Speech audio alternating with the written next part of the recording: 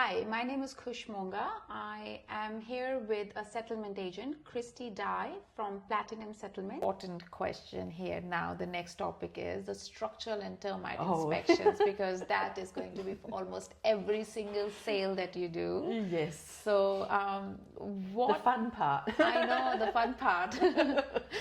So, what are the basic rules of structural and termite inspection, like general rules? So firstly, with the building and the termite, most real estate agents will use what we call the REWA annexure. Yes. Some agencies won't use that. So if we're basically talking in terms of the REWA one, because some real estate agents have their own, and then there could be all different things. You have to really read those ones. But if we base it on the real estate, the REWA one, your building report is for major structural defects.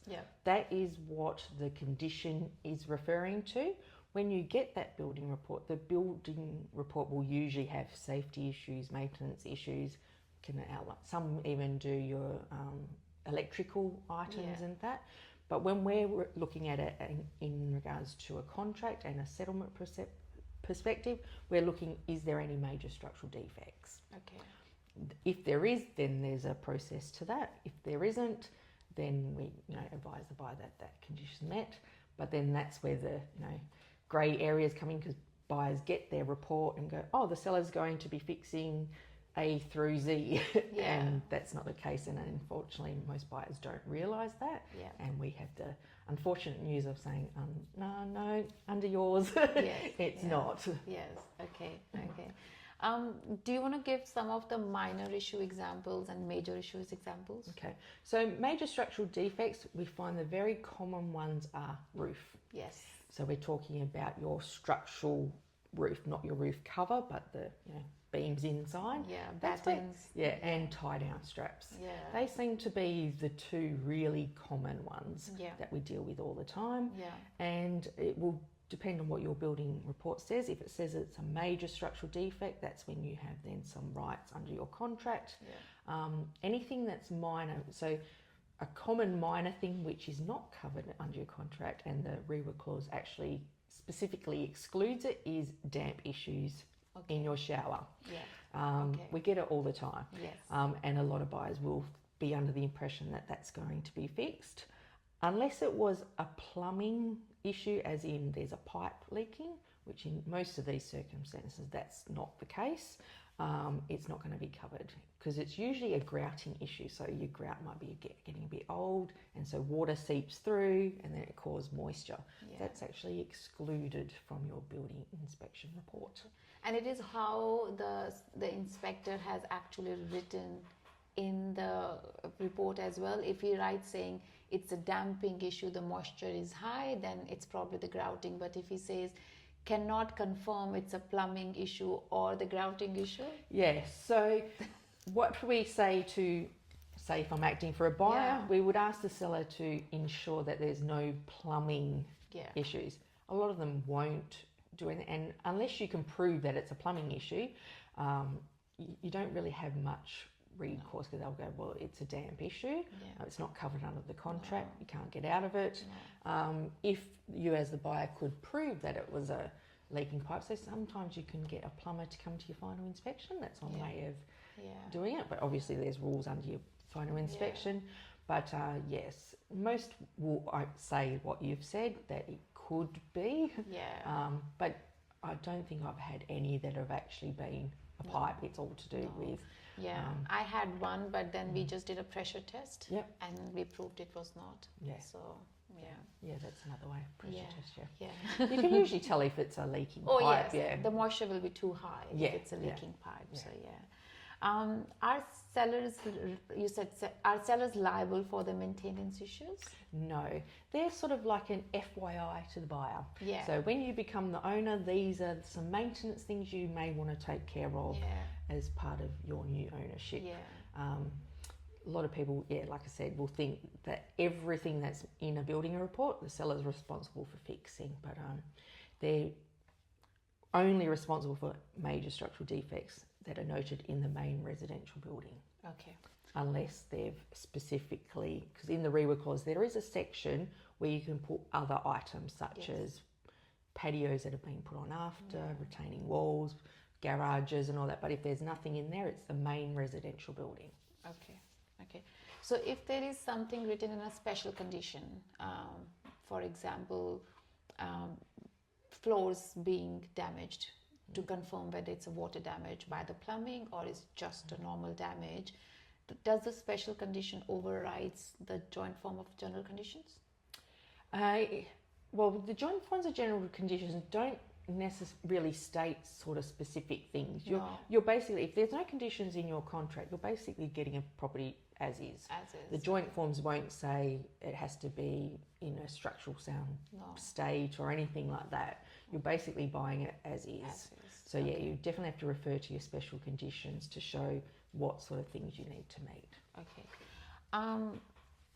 When can the buyer cancel the contract? Under what circumstances can the buyer get out of the contract? So the buyer can get out of a contract depending on what conditions are in the contract. So the common one is finance. If your contract is subject to finance approval and you're unable to get finance, so it's declined, or there will be a section on that clause to say how much you need to borrow.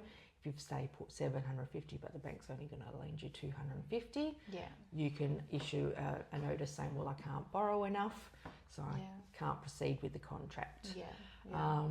With the building reports, the real ones, there is a condition in there that if there is a major structural defect and then you give the seller notice that you want them to fix it and they're refusing to fix it, then you as the buyer can decide, do I still want to proceed with the contract or do I want to get out of it?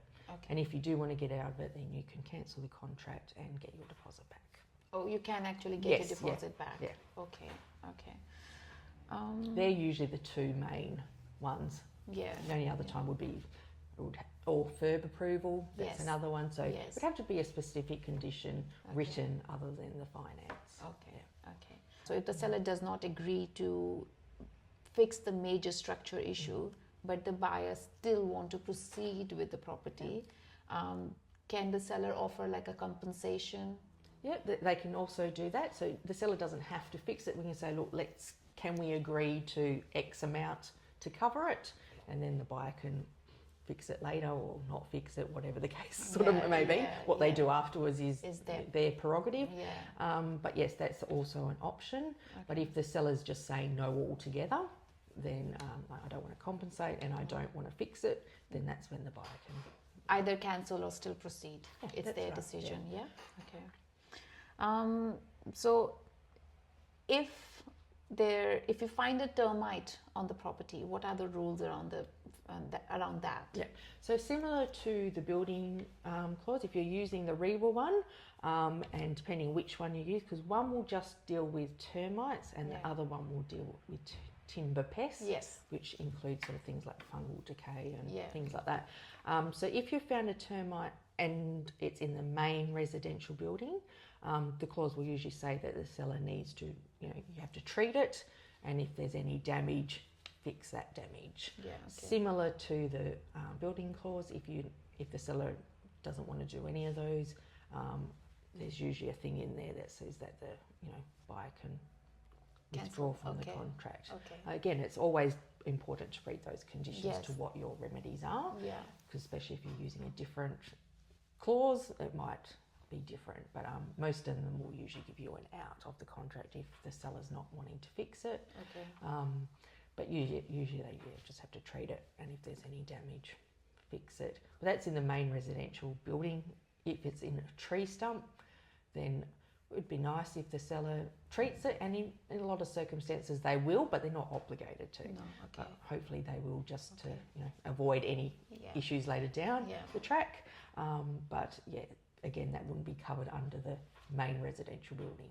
Okay, so if they have in a backyard they have termites, but it's not on the main premises, the sellers just can say we are not going to do anything about it. Technically, yes. And buyers cannot withdraw from the contract. But buyers may be able to take a permission from the seller and get the treatment. That's another one.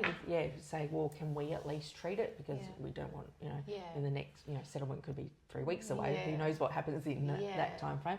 Or the other thing is, in that box you can put tree stumps. Yes. I don't think I've actually seen one, but that would be if you were concerned about it, that would be the thing to do, is put a thing in that box to say also trees in the backyard and all that sort of stuff. But, Okay, cool. That's good. So if there is a special condition on the contract, subject to electrical, gas, plumbing in working order, then the sellers are obligated to have everything working? Okay, so again, you'd have to read the specific clause because there's going to be all different ones. In a lot of circumstances, that will be a condition on the contract, but it will be like a warranty. Okay. So when it's a warranty, it means that even if it's not working just before settlement, the buyer can't actually delay settlement because of that issue not working. Yeah. They're still sort of obligated to fix it. They're warranting that it's in working order. They should still be fixing it, but technically you couldn't delay the settlement. You could use, everyone gets a 3 business day grace period, so the buyer could say, look, I'll give an extra 3 days so they could potentially have it fixed before we settle. Yeah. But beyond that, you can't actually delay it without everyone agreeing to it, because the buyer can actually be charged penalties for not settling for that issue if it's a warranty. Yes. And then, so where those become difficult is obviously if we've settled and then a seller decides, no, I'm not going to fix it, then really the buyer's recourse is legal advice. Which no one really wants, and but that is potentially what can happen. Okay.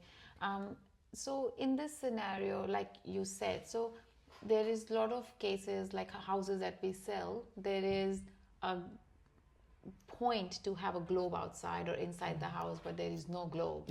Okay, so are the sellers obligated to like provide a globe, or as long as we can check with a different globe that it is working? Yeah, well, if you, as a real estate agent or someone taking them through, if you've got a globe with you and you can check that it's working, then but if a buyer doesn't want to do that and just say, well, there's no globe, I can't check it, then the seller would have to actually show that it's working. Okay. But again, if they don't want to, then it's sort of like, well, what I would recommend to a buyer is having it somewhere in writing, this was not able to be checked, and then when they do become the owner, I'd be saying check it straight away. But best case scenario, just check it with a globe and just do it yourself. That's what I would be recommending to a buyer, is just check it, because then there's no disagreements afterwards. Yes. Are the sellers obligated to provide electrical compliance, either in writing or a certificate? Unless there's an actual condition, the seller is to provide an electrical safety certificate. They're not obligated to. Okay. Legislation requires that when a seller sells their home or rents out their home, they need to have RCDs and hardwired smoke alarms. That's their legislation. Yes. When it comes to our contracts, unless there's something written in that contract, the seller doesn't actually have to prove that it's compliant. Okay. The buyer has to make their own sort of investigations to that. Okay. If there is a condition that says the seller has to provide a certificate, then they have to provide one. But in most circumstances, it will be like your plumbing, gas and electric. It will just be a warranty that it complies. Okay. Some building inspectors will actually tell you whether it's compliant, or they'll just say they're there. Some will actually take a picture. No. But that's one way a buyer can check, is when you're doing your final inspection, you take the cover off and it will actually tell you whether it's the, a sticker and what date it is, because they all need to be 10 years.